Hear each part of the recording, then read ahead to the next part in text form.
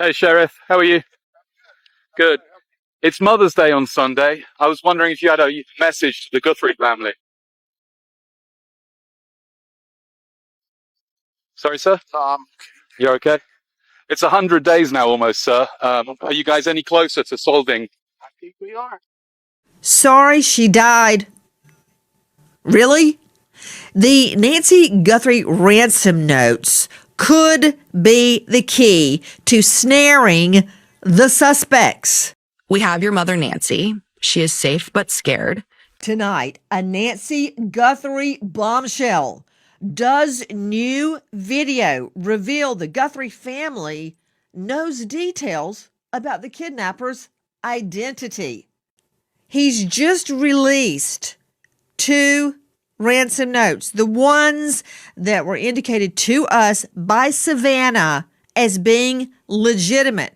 But then he goes on to suggest they're not legit, in direct contradiction to what she has been obviously told by the FBI. Now he releases the notes, but wait a minute. What did he just say? What did he just say? Listen. Is Nancy Guthrie alive, or based on everything that you have right now? I have deceased? nothing to indicate she's dead. I don't have a body. I don't have a burial site. I don't have any note. What did he just say?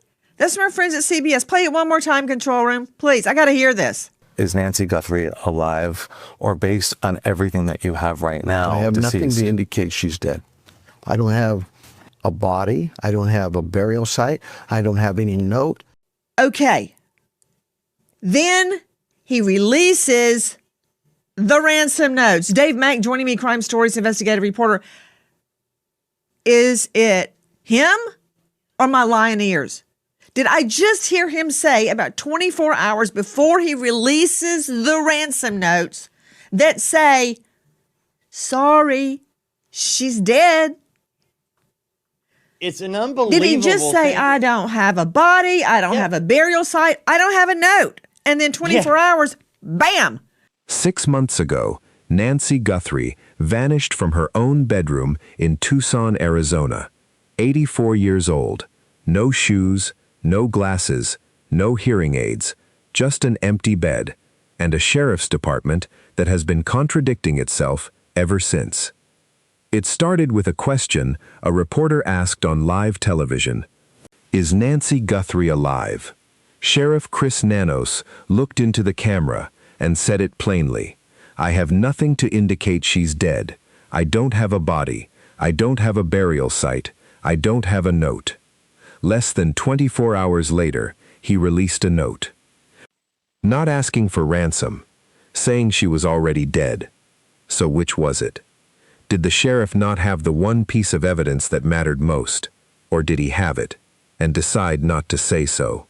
Because a note doesn't just appear overnight. Somebody had it. Somebody knew.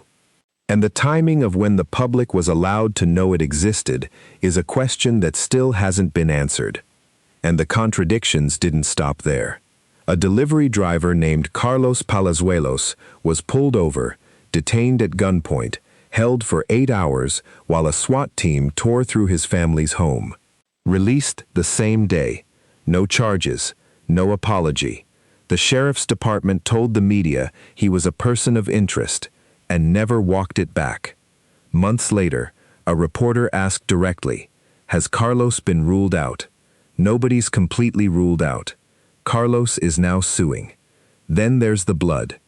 A trail on Nancy Guthrie's own front porch, leading down the walkway, showing exactly which way she was taken, left unprotected, while a pizza delivery driver and God knows who else walked straight through it, before anyone thought to lock the scene down.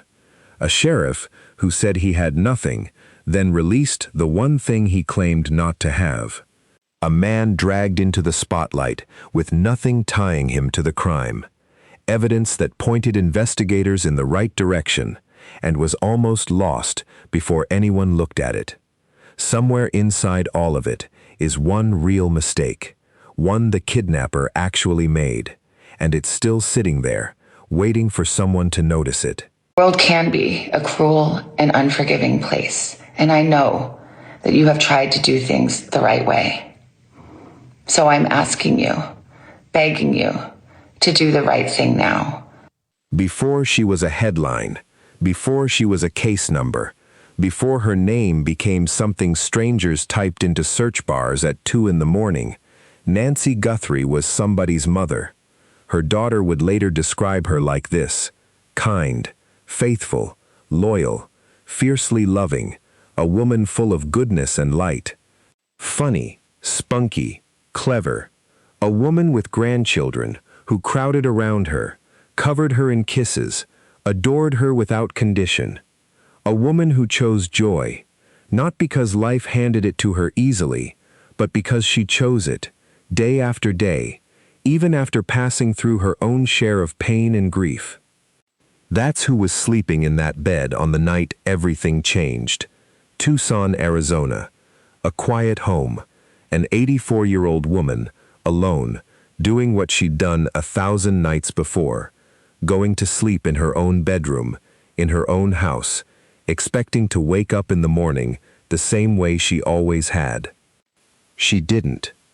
When the discovery was made, what investigators found wasn't just an empty bed. It was a scene that told its own quiet, terrible story, if anyone had stopped long enough to read it. No shoes, no glasses, no hearing aids, no watch. Think about that for a moment. If you are 84 years old and you get up in the middle of the night to use the bathroom, to get a glass of water, to check on a sound outside, you put on your glasses, you reach for your hearing aids. These aren't luxuries. They're how you experience the world. They're how you stay safe. And Nancy Guthrie left every single one of them behind. Whatever happened to her, it didn't happen because she got up and walked out the door on her own. Investigators found something else. A white smartwatch, sitting on the floor at the foot of her bed. Not on her wrist, not charging on a nightstand, on the floor. And in the backyard, a floodlight, the kind of light meant to snap on and expose anyone moving in the dark, had been destroyed. Somebody didn't want to be seen. There was more. The back door of the home had been propped open, a detail that, on its own, might mean nothing. People forget to lock doors. But investigators would also find that a camera mounted near the front door frame had been removed. Not knocked loose, removed. No forced entry. No broken glass, no splintered frame, none of the signs you'd expect if a stranger had to fight their way into a locked house in the middle of the night. Which raises the question that would follow this case for months afterward.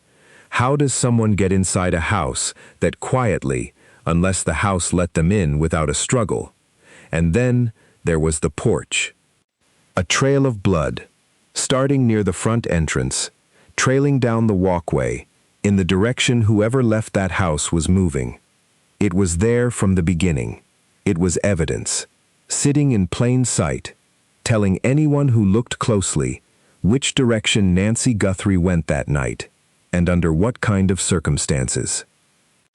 We're going to come back to that blood, what happened to it, and more specifically, what didn't happen to it in those first critical hours, is its own story, and it's one that deserves its own breath later in this series. For now, just hold on to this. The evidence that could have cracked this case open in the first 24 hours was there. It existed, it was real, and it was physical, and it was outside, exposed to the world, while investigators were still trying to figure out whether an 84-year-old woman with mobility problems had simply wandered off into the desert on her own. She hadn't. Her family knew that immediately. Anyone who knew Nancy Guthrie knew that. But knowing something and proving it are two very different things. And in the hours and days that followed, this case would move at a pace that felt, to the people who loved her, unbearably slow. Somewhere in Tucson, a family was waking up to their worst nightmare. And somewhere out there, in a world that suddenly felt a lot larger and a lot more dangerous, Nancy Guthrie was gone. Her daughter is Savannah Guthrie. If that name sounds familiar, it's because you've likely seen her before, on your television, in your living room, delivering the news to millions of people every single morning. But now, the story wasn't something she was reporting. It was something she was living. Days after her mother vanished, Savannah stood in front of cameras, not as a journalist this time, but as a daughter, and spoke directly, desperately, to whoever might be listening. "Mama, if you're listening, we need you to come home." Sit with that for a second. A woman whose entire career has been built on composure, on delivering hard news with a steady voice, reduced to pleading, on camera, for her mother's return. Because when it's your own family, none of that training matters. None of the professional distance holds.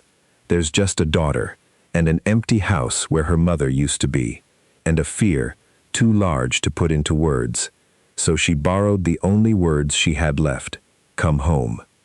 At that moment, Savannah didn't know what we know now. She didn't know that somewhere, 2 documents already existed, 2 pieces of paper that would eventually surface, that would claim to explain everything, and that would end up raising more questions than they answered. She was just a daughter, asking her mother to come home. I have reason to believe that the note was transcribed into English. To me, it sounds like English is a second language, but that's a whole nother can of worms. Let's see the ransom notes. Please put up the ransom notes in chronological order, please, quickly. Number 1. Hello, Savannah. Yeah, right there. I don't like that. That's a degree of some familiarity from a guy that steals your 84-year-old mother in her PJs without shoes, without her glasses, without her hearing aids, without her watch, nothing. Hi, Savannah. Really? I can't wait for Dr. Bethany to get a hold of that. We have your mother. She's safe but scared. She will be held for ransom. Once payment is received, she will be released unharmed. You need to send Bitcoin in the amount of $4 million USD. Another suggestion, this is a foreign national. Who says USD? When I go to the gas station, nobody says, okay, that'll be $43 USD.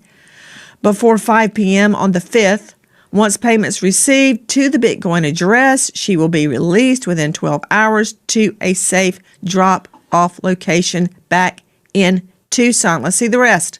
Chop, chop. If payment is not received by the last deadline, she will be killed. Your mother is aware of this and her life is in your hands. ... That's interesting. The ... Who does that? She had a white smart watch on the floor of the foot of her bed, and the white floodlight in backyard was destroyed. Let's go now to the second note so we can compare and contrast. Second note. This, I believe, came on the 6th. Guthrie family. We did not fully grasp the seriousness of her physical condition. Oh, laying it on her. It's her fault she's ill. It's her fault she's 84 years old. It's her fault. We didn't understand her problem. We never intended to hurt her, comma, that was not our intention. That's called splicing, where you make a statement and then you comma, and then you make the statement again. That's a stylistic issue that Lisa Miller is going to explain. In fact, I prosecuted a bank robbery based on comma use. She perished shortly after she was taken. We believe it was heart-related. Oh, thank you, doctor. She is buried in nature now. Who says that? Again, translation. Nothing you could have done could have changed the outcome. We want nothing you could have done? Well, how about something he could have done, like not kidnap her to start with? We want your family to know this and hope you can all find peace. Sorry. It arrived the way ransom notes arrive in every worst nightmare a family can imagine. Cold, deliberate, addressed directly to the person left behind. Hello, Savannah. 2 words. And already, Something about them felt wrong. Not wrong like a threat is supposed to feel wrong. Wrong in a quieter, stranger way. A degree of familiarity that didn't sit right. Think about who this note was supposedly coming from. Someone who had broken into the home of an 84-year-old woman, taken her from her bed in the middle of the night, without her shoes, without her glasses, without her hearing aids. And yet the first words on the page read almost casual, almost personal, like the start of a text message, not the opening line of a kidnapping. The note continued. Nancy was safe, it claimed. Scared, but safe. She would be released unharmed once a payment was made, $4 million, in Bitcoin, sent to a specific wallet address before a deadline, or, the note warned, she would be killed. Your mother is aware of this, and her life is in your hands. And then a small detail, the kind of thing you might miss scanning past it quickly, but the kind of thing trained analysts don't miss. The sentence trailed off into an ellipsis. 3 dots, sitting at the end of a line about a woman's life hanging in the balance. Who does that? Who pauses, mid-threat, for dramatic effect? That question, who does that, became the quiet undercurrent running beneath everything that followed. Because whoever wrote this note wasn't writing quite the way you'd expect a kidnapper to write. There was something underneath the threats, a rhythm, a cadence that didn't belong to the language of American English, the way most native speakers use it. And little slips like that, small, involuntary habits in how a person writes, are almost impossible to fully erase, no matter how careful you try to be. For days, none of this reached the public. The note existed. Investigators had it. The family had been told about it. But out in front of the cameras, where a frightened country was watching for any sign of hope, none of it was said. Sheriff Chris Nanos stood at the podium, again and again, fielding the same desperate question from reporters, from a family clinging to hope, from a nation that had turned its attention to Tucson and was waiting, praying, for something, anything, that pointed toward Nancy Guthrie coming home alive. Is Nancy Guthrie alive? His answer, delivered on camera, was unambiguous. I have nothing to indicate she's dead. I don't have a body. I don't have a burial site. I don't have a note. Say that back to yourself, slowly. I don't have a note. Less than 24 hours later, he released one. Not the first note. Not the ransom demand everyone assumed would eventually surface. A second one. And this one didn't ask for money. This one said, Nancy Guthrie was already dead. We did not fully grasp the seriousness of her physical condition. We never intended to hurt her. That was not our intention. She perished shortly after she was taken. We believe it was heart-related. She is buried in nature. Nothing you could have done could have changed the outcome. We want your family to know this, and hope you can all find peace. Sorry. That was how it ended. One single word, sitting at the bottom of a note announcing a woman's death, like an afterthought tacked onto the end of an apology text between friends, not the final line of a confession. For a family that had spent days clinging to the belief that their mother might still be found, might still be brought home the way Savannah had begged her to be on live television, this note didn't just deliver devastating news. It delivered it in the coldest, strangest possible language. Perished, buried in nature, not she died, not we killed her. Language that felt filtered, distant, almost clinical, the words of someone trying very hard not to say the thing they were actually saying, dressing devastation up in euphemism because the truth was too heavy to write in plain terms. And underneath all of that grief sat a question that has never gone away. If the sheriff didn't have a note less than a day before releasing one, when exactly did that note actually arrive? Was there truly nothing to disclose in that moment? Or was there a note already sitting somewhere and a decision made, consciously or not, about when the public was allowed to know it existed?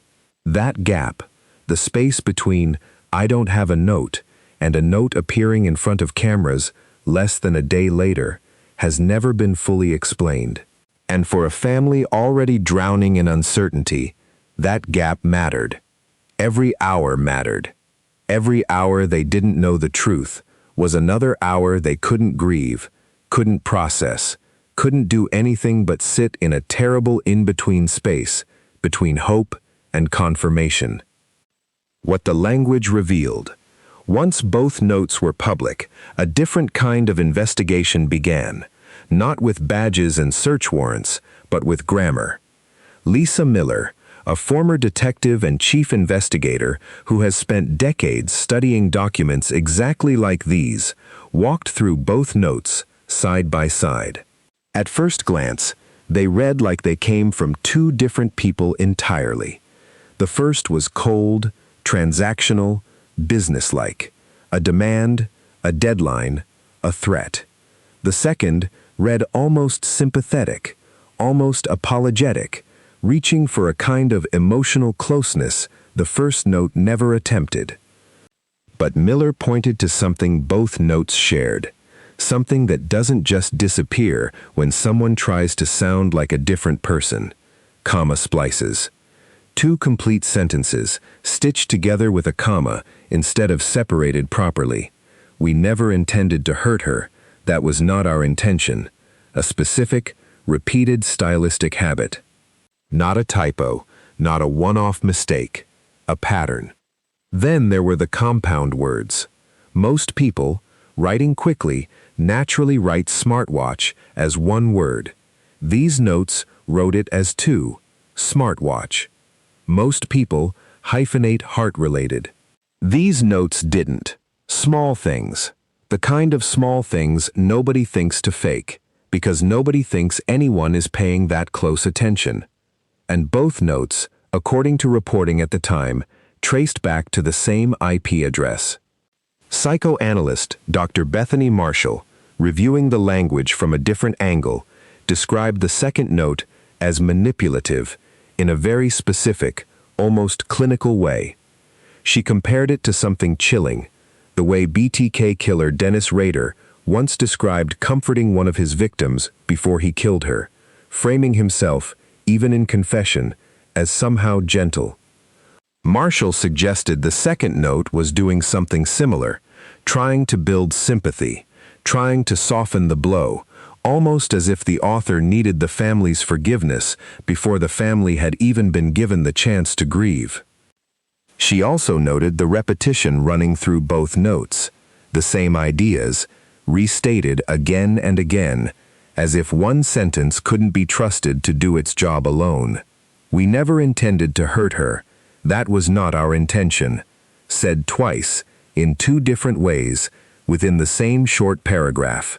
To Marshall, that repetition suggested someone anxious. Someone who kept adding, revising, layering, as if multiple people had contributed opinions on what the note should say before it was finally sent. She even raised the possibility that the author wasn't acting entirely alone in the writing process itself, that someone else may have been present, shaping the language, even if only one hand ultimately typed the words. There was something else buried in the phrasing too, small linguistic tells that suggested English might not be the author's first language. The dollar amount in the ransom note was written out as $4 million USD, and as commentators pointed out, native English speakers in America almost never attach USD when specifying an amount in casual writing. You don't ask a cashier for the total in USD. The clarification only makes sense if the writer is used to distinguishing between currencies, the habit of someone who regularly thinks in more than one.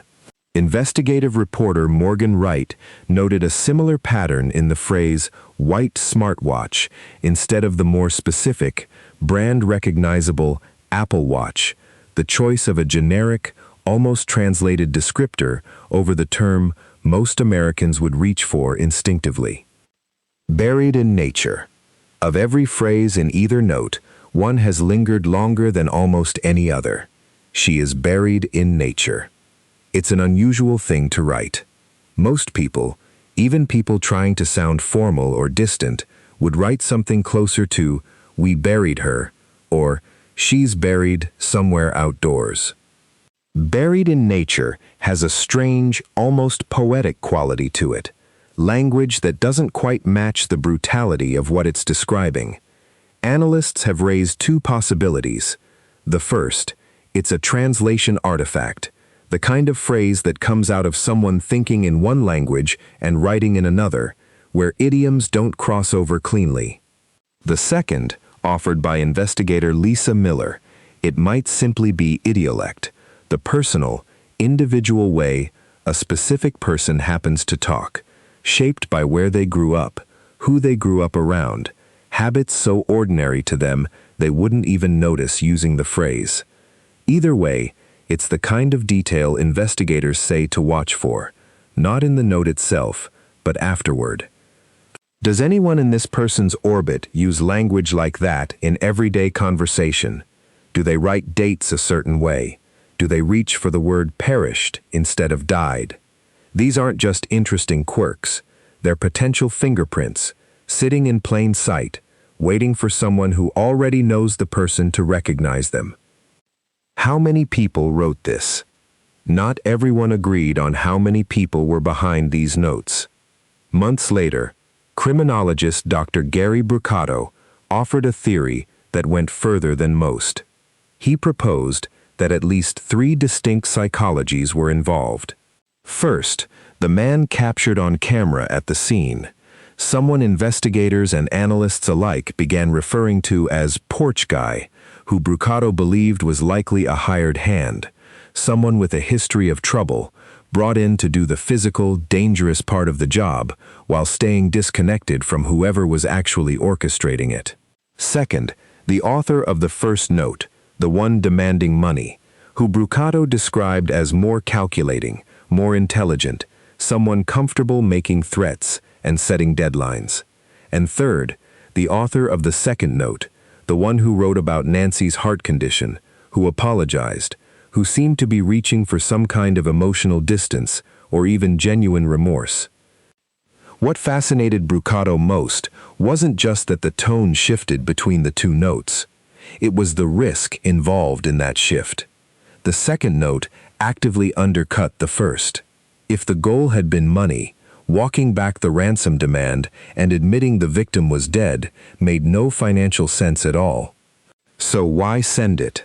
Brucato's theory: a rupture, some kind of falling out or crisis of conscience between the people involved, serious enough that one of them was willing to blow up the entire plan rather than stay silent. Not everyone in the investigative community agreed. Retired FBI profiler Jim Clemente offered a competing read, that this was likely one person the entire time, someone who slipped in the second note by accidentally writing me instead of maintaining the we language used throughout the first note and the earlier portions of the second.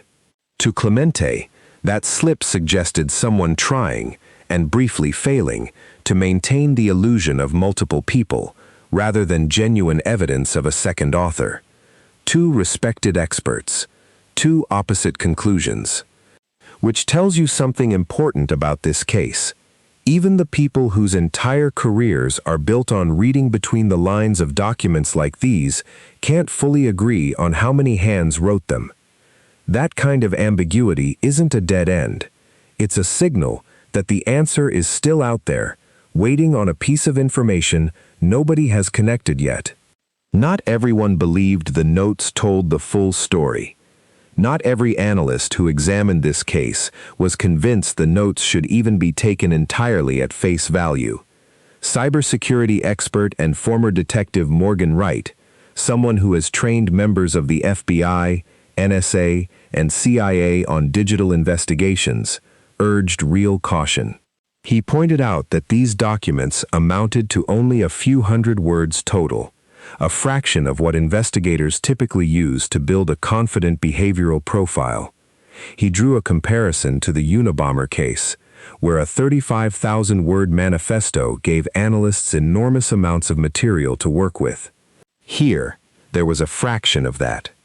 Wright also raised a pointed question about the note's proprietary details, or lack of them. If someone truly had Nancy Guthrie in their custody, why not include something undeniable? A piece of her clothing, something that could be tested for DNA. Some detail only the family would recognize as unmistakably hers. Instead, the notes offered vague, almost generic descriptions, like calling her missing watch a white smartwatch, rather than identifying it by brand, when photos would later confirm it was in fact a white Apple Watch. To Wright, the entire communication read less like proof of custody and more like a possible exercise in misdirection, a way to slow investigators down, send them chasing assumptions about who might be responsible, while the real answers sat somewhere else entirely. It's a sobering thought. What if the very documents everyone was studying so closely, the commas, the compound words, the phrasing, weren't just clues, but a kind of smokescreen, designed by someone who understood exactly how closely they'd be read? The blood that was already telling a story. While analysts studied the notes, something far more physical had already been sitting at the scene from the very beginning, mostly overlooked in those first critical hours, while everyone focused on words on a page. Blood, on the front porch, trailing down the walkway in the direction Nancy Guthrie had been taken. We're going to spend real time on what happened, and more specifically, what didn't happen, to that evidence in those early hours. It deserves its own space, because what occurred at that scene may be one of the most consequential missteps in this entire investigation. For now, hold on to this. The blood was there before the first ransom note ever arrived. It didn't need translating, didn't need a linguistics expert, didn't need anyone to debate how many people were involved. It simply needed protecting. That's coming. What the notes left behind. 284 words. That's roughly what these two notes amounted to, combined. For context, the Unabomber's manifesto ran over 35,000 words, and it was still enough to eventually help identify Ted Kaczynski. BTK sent taunting letters over the course of decades before Dennis Rader was finally caught. The Zodiac Killer sent notes for years and was never identified at all. Israel Keyes sent a photograph alongside his ransom note for Samantha Koenig, a photo he deliberately blurred so her father couldn't tell whether his daughter was alive or dead. Every one of these cases involved communication from the person responsible. And in almost every one of them, that communication, however small, however carefully worded, eventually became part of what led investigators to an answer. Sometimes it took years. Sometimes it took a single detail nobody noticed the first time through. Nancy Guthrie's case has its own version of that detail. It's sitting inside those 284 words right now, the same way it's been sitting there since the day the second note arrived. Analysts have circled around it. Some have brushed past it entirely. But it's there, the same kind of small, human mistake that has cracked open cases exactly like this one before. We're going to get to it. But first, you need to understand what investigators did with the information they had in those early days. Because while the public was still absorbing the shock of a second note confirming the worst, law enforcement had already made their first major move. Cameras rolling, a SWAT team at the door, and a man who had never even heard Nancy Guthrie's name, about to have his entire life turned upside down.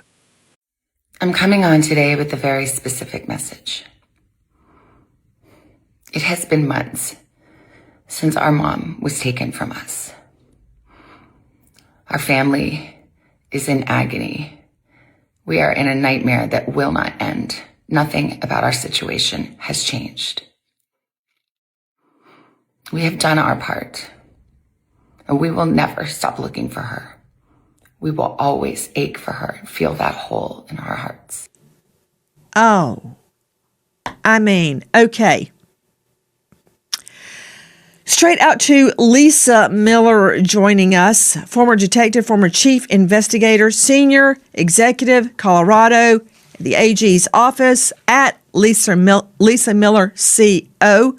She initially thought 2 people had written the ransom note, but after reading them in full, she thinks they were written by one person. Maybe I didn't think deeply enough, Lisa, but I always thought they were both written by one person. And then after that, all the others, no. Also, the same IP address. That's a big red flag. It's the same person. But I can't wait to hear your analysis. Tell me everything. Well, initially, we kept hearing reports about the excerpts, and it sounded like the second note was a massive shift in tone. And it definitely was different than what we're seeing in the first. So that lended me from reporting to think that maybe 2, even though it came from the same IP. However, when we start taking a look at the 2 notes together, and I think one of the most definitive things that links these 2 notes are these comma splices that you explained. 2 sentences unnecessarily separated by the comma. The second sentence in these 2 notes is a reinforcing statement. So it's not necessary. Like, we never intended to hurt her. That was not our intention. Why say both of those things? And it's repetitive. It was not our intention. We did not intend to hurt her. And then we're also seeing open compounds in both of these statements. Most people, when they write out smartwatch, it's smartwatch, one word. Floodlight, one word. If they see heart-related, they hyphenate heart-related. But in these notes, we're seeing these open compounds. The smart watch, 2 separate words, not together. Heart-related, no hyphen. So we're seeing these things. They seem to leak stylistically. And for that reason, I have to make a caveat here, though. These are both short notes. So it's hard to say definitively. You can't assign to gender. It's hard to say definitively that it's from one person. But based on what we have, that's the best analysis. Lisa, didn't they both come from the same IP address? That is my understanding from reporting, yes. I'm glad you said it that way because, I never know which end of Nanos things are coming out of, this end or the other one. I'm still stunned. Day 100, he goes, we don't have a note. Day 101, here's the note. While investigators searched for answers, they also searched 2 men who never should have been searched at all. Carlos Palazuelos, a delivery driver from Rio Rico, was detained at gunpoint, held for 7 to 8 hours, and released without charge, while a SWAT team tore through his family's home. Luke Daly, a few miles from Nancy Guthrie's own house, had his Range Rover seized and his home searched, also without charge. Neither man has ever had any public evidence connect him to this case. Both search warrants remain sealed to this day. And months later, when a reporter asked Sheriff Nanos directly whether either man had been ruled out, his answer was unsettling in its vagueness. Nobody's completely ruled out. Carlos is now suing the department over it. We're noting that here because it matters. It's part of the record of this investigation, and it's part of what these families have lived through. But the real story of how this case may eventually be solved isn't sitting in a sealed warrant. It's sitting in 2 other places: the words on a page and the evidence that was left exposed on a porch. Those are where we're going now. Let's read the notes like a fingerprint. Handwriting used to be the thing that gave people away. Today, it's syntax. Lisa Miller, a former detective and chief investigator who has spent decades reading documents exactly like these for a living, laid both ransom notes side by side and found something that doesn't disappear just because someone is trying to sound like a different person, comma splices. Two full, independent sentences stitched together with a comma instead of a period. We never intended to hurt her. That was not our intention. It happens more than once. It isn't a typo. It's a pattern, and patterns are personal. Miller has seen a case turn on exactly this kind of detail before. She once helped build a bank robbery prosecution around a suspect's specific, repeated misuse of commas, cross-referenced against a handwriting sample pulled from a witness who happened to be sitting in the Fulton County Jail at the time. Then there's the compound words. Most people, writing quickly and naturally, write smartwatch as one word. This author wrote it as two, smartwatch. Most people hyphenate heart-related. This author didn't. These aren't the kinds of mistakes people make on purpose.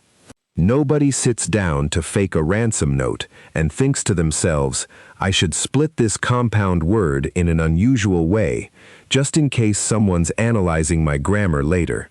These are the habits that live underneath conscious thought, muscle memory from however this person learned to write in the first place. Psychoanalyst Dr. Bethany Marshall picked up on something else, the repetition. The same idea, stated twice, in two slightly different ways, within a single short paragraph. We never intended to hurt her. That was not our intention.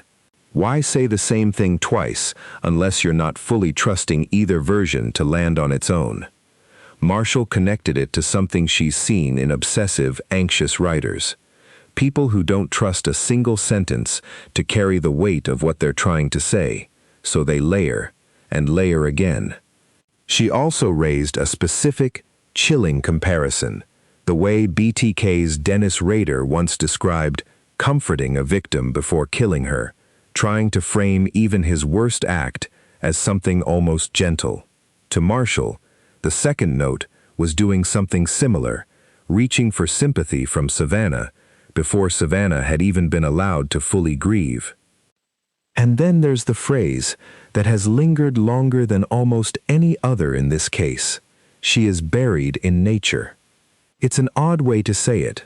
Most people, even people trying to sound careful or distant, would write something closer to, we buried her, or she's buried outside somewhere. Buried in nature has an almost soft, poetic quality that doesn't match the horror of what it's actually describing. Investigator Lisa Miller offered two possible explanations. It could be a translation artifact, the kind of phrase that slips out when someone is thinking in one language and writing in another, where idioms don't cross over cleanly.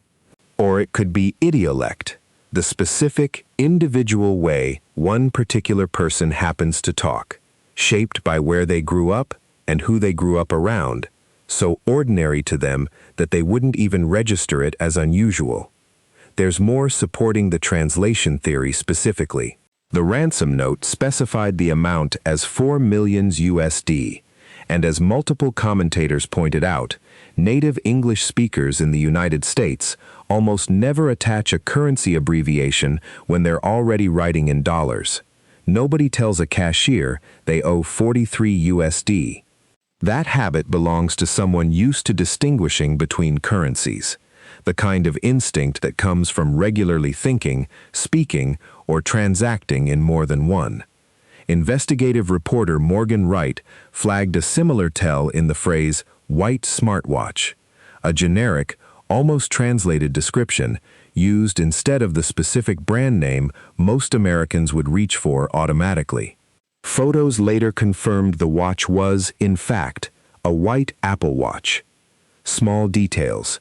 Nobody thinks to fake them, because nobody thinks anyone's going to be reading that closely. But somebody was. Not everyone agreed on how many people were even behind these notes.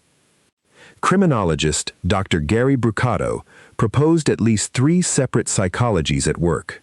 The man captured on camera at the scene, someone he described as likely a hired hand, brought in to do the dangerous physical part of the job, the calculating author of the first note, demanding money, and the more emotional author of the second, who seemed to be reaching for genuine remorse.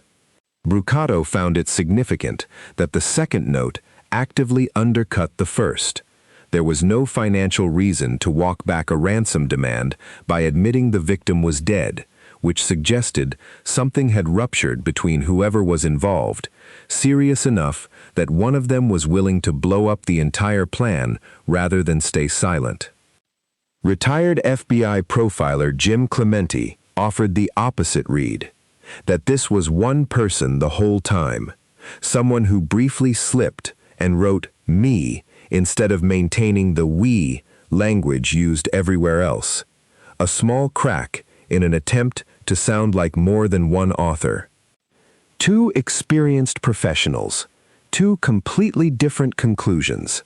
That disagreement isn't a dead end. It's a sign that the full picture still hasn't been assembled. And cybersecurity expert Morgan Wright raised a further complication worth sitting with.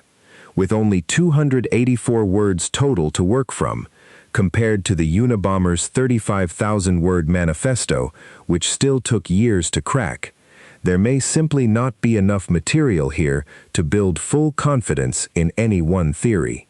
Wright also questioned why, if these notes were genuine proof of custody, they never included anything undeniable, a piece of Nancy's clothing, a detail only her family would recognize.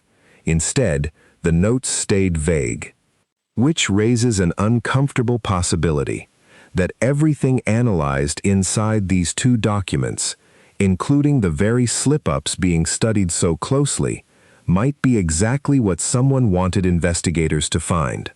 While all of that was being studied on paper, something far more physical had already been sitting outside Nancy Guthrie's own front door, mostly unprotected, during the exact hours when protecting it mattered most. Blood. On the porch. Trailing down the walkway, in the direction Nancy had been taken. It didn't need a linguist. It didn't need weeks of analysis. It needed someone to look at it in the first hours and say, "Lock this down." That didn't happen. Forensics professor and death investigator Joseph Scott Morgan, someone who has personally worked over 10,000 death scenes, reviewed footage from the property in those early days and didn't hold back. He described watching a man walk directly across a dusty, evidence-rich area near the porch, stepping right where footwear impressions could have been lifted using basic techniques taught in a high school forensics class. Electrostatic lifts, fingerprint powder, simple methods that require the scene to be frozen in time first. Instead, according to Morgan, people walked through it. Repeatedly, including, at one point, a pizza delivery driver making an unrelated stop at the property. Morgan connected that failure directly back to the language in the second note itself, the insistence, twice over, that we never intended to hurt her. To him, that kind of repeated denial is itself a kind of confession. People don't feel the need to deny intent unless intent is exactly the question hanging over them, and Morgan pointed to something concrete backing that up. The blood deposition on the porch, he explained, likely originated from the nasal or facial area, consistent, in his professional opinion, with someone being struck in the face, hard enough to bleed, in an apparent effort to force compliance. Not necessarily fatal, but violent and real. Evidence that contradicts the note's soft, almost accidental framing of what happened to her. There was more. A camera that had been mounted near the front door frame was found removed, not knocked loose in a struggle, removed.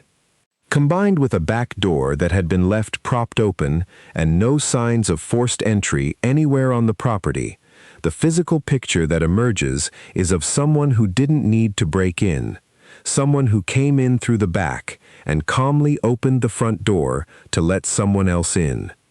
Former detective Lisa Miller, reviewing these same failures, didn't defend them, but she did offer context. No investigation is perfect, and the video showing a man walking freely around the porch wasn't available to investigators in those very first critical hours, meaning some of what looks, in hindsight, like carelessness may have started as a genuine information gap. But even she agreed that once investigators had reason to believe Nancy had been taken, once the blood trail alone made clear which direction she'd gone, that front entrance area, along with the doormat and the door itself, should have been secured and sent for full forensic processing immediately. That didn't happen either, and the removed camera, a detail that, on its own, strongly suggested someone had deliberately disabled surveillance before entering, should have been an immediate red flag that this wasn't a wandering elderly woman, but a targeted abduction. Investigators, according to reporting at the time, spent early hours instead entertaining the possibility that Nancy had simply walked off on her own, despite her family repeatedly insisting that her physical limitations made that essentially impossible. And then there's the detail that may be hardest to accept of all. While local investigators dithered over whether this was a wandering elderly woman or a crime scene, the FBI had a fixed-wing aircraft sitting on the ground, fueled and ready, prepared to fly evidence to Quantico, one of the most capable forensic labs in the world, immediately, through the night if necessary. Sheriff Nanos has acknowledged this publicly himself. That plane sat on the runway from dawn until dusk, waiting for evidence that, instead, was ultimately sent elsewhere, to a private lab in Florida the department already had a contract with, rather than the specialized federal resource sitting, literally, on standby. Every hour lost in those early days is an hour that can never be recovered. Footwear impressions fade, trace evidence degrades, witnesses' memories blur, and somewhere in that stretch of missed opportunity, the unsecured porch, the untouched doormat, the idle federal plane, there may be pieces of this case that simply don't exist anymore, not because they were never there, but because nobody moved fast enough to capture them while they still were.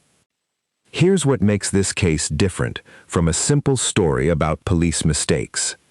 The forensic linguistics and the crime scene failures aren't separate stories. They're two versions of the same problem. Somebody left behind small, human, almost invisible mistakes in how they wrote and in what they left on that porch. The writing mistakes are still sitting there, unresolved, waiting for the right person to recognize a phrase or a rhythm they've heard somewhere before. And the physical mistakes at the scene, the parts that weren't lost to time, the parts that were actually preserved, are still evidence, still usable, still capable of connecting to a name the moment the right lead finally surfaces. Neither thread has closed this case yet, but together they're the reason this story isn't cold. It's dormant. And dormant cases get solved. Breaking news. The moment In Nancy one Guthrie's small, disappearance, a overlooked source detail close to the investigation finally is telling lines News up with a Nation name. there were no signs of an assault inside of her home, that the inside of the house was actually clean. They say certain rooms were immaculate. That is actually the word that was used. This comes as we're getting a new theory tied to the back doors of Nancy's home. Senior national correspondent Brian Enton, back on the ground there in Tucson, joins us live. So, Brian, let's start with these newest details, saying that there were no signs of assault inside of the home. Yeah, Nicole, this new information sort of makes sense with the big picture of what we know. The source now confirming to us, a source very close to the investigation, that there were no signs of an assault inside Nancy Guthrie's home, that most of the rooms were described as immaculate. So the house is very, very clean, which would make sense when you go back to what Savannah Guthrie said, that when her sister and brother-in-law showed up, they weren't sure what happened. She had basically just vanished at one point. They even thought maybe like an ambulance had taken her away because, there was now, according to this source, nothing inside the house that appeared totally out of the ordinary. I want to show you this, though, Nicole. Normally, when we talk to you, we're in front of Nancy Guthrie's house. We're actually behind Nancy Guthrie's house right now, very close. This is the back side of her house that we've only seen from drone video up until now, where the pool is, where the back patio is. I'm going to walk as close as we can get here, Nicole, just so you can kind of get an idea of what it looks like back here. This is Nancy Guthrie's pool. And then underneath that overhang to the left, you can see the white overhang. Underneath that overhang, there are two doors, which we initially thought were sliding glass doors. They are not sliding glass doors now that we've been able to get a close look. They're just doors with panel windows in them. And those are the doors that Savannah Guthrie has said were propped open when the family arrived and realized that Nancy was missing. By the time this case reached its 6-month mark, 3 things were true at once. Nancy Guthrie still hadn't been found. Nobody had been charged.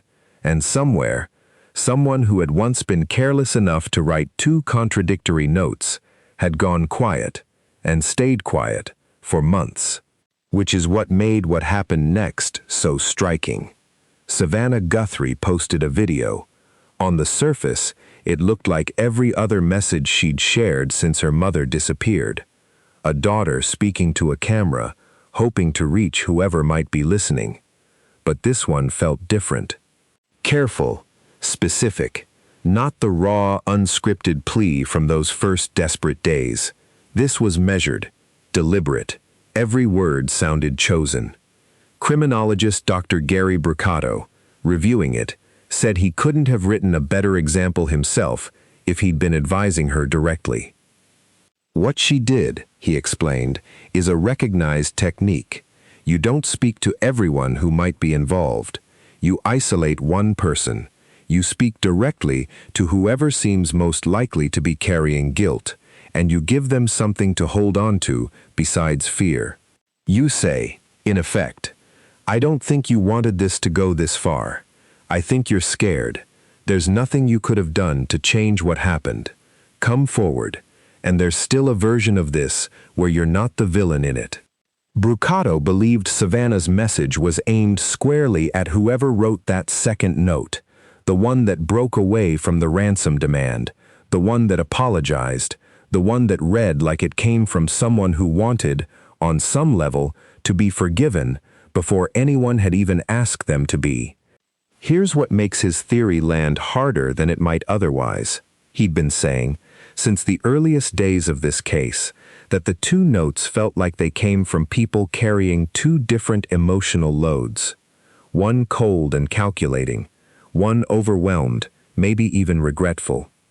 And months later, without any coordination between them, Savannah's own video seemed to be speaking directly into that exact gap, reaching for the second person, not the first.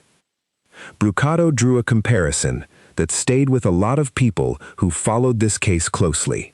Macbeth. 2 people committing the same act together and yet reacting to it in completely different ways afterward. One spirals into guilt, so consuming it eats away at their grip on reality.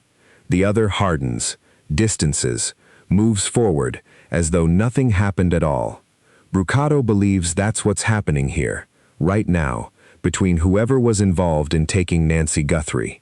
One of them, he suspects, is going about an ordinary life, irritated that the plan collapsed and nothing was gained from it. The other, he believes, is not doing well at all, carrying something heavy, every single day, waiting for the moment it becomes too heavy to carry alone. If Brucato is right, that's the pressure point. That's the person this entire case may eventually turn on. Not a mastermind, not someone cold enough to feel nothing, someone who already, in a note nobody was supposed to trace back to them, showed the world they still had enough conscience left to apologize. While all of that psychological chess was playing out in public, quieter work was happening in labs that don't move at the pace anyone watching this case would like.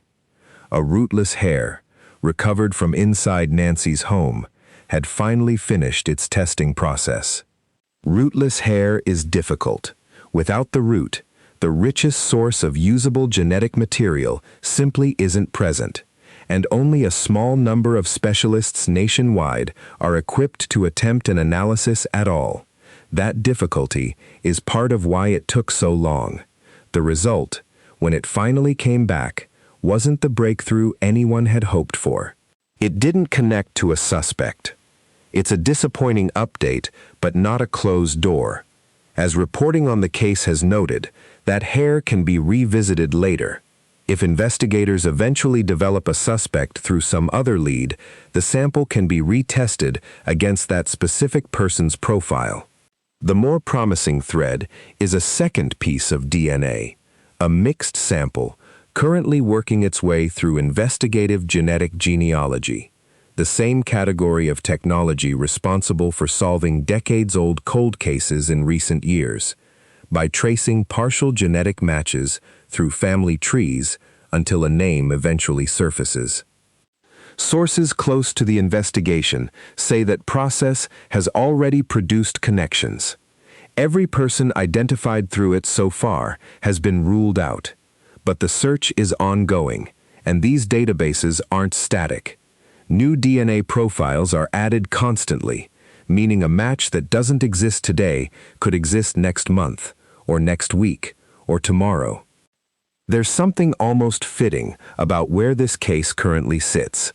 A note with unmistakable linguistic fingerprints, still waiting for someone who recognizes the phrasing to come forward.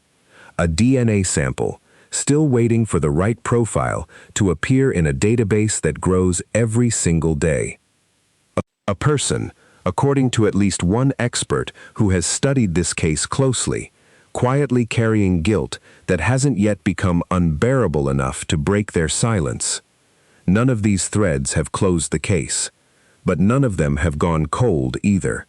They're waiting for time, for technology, for a moment when the pressure becomes too much for one specific person to hold in any longer.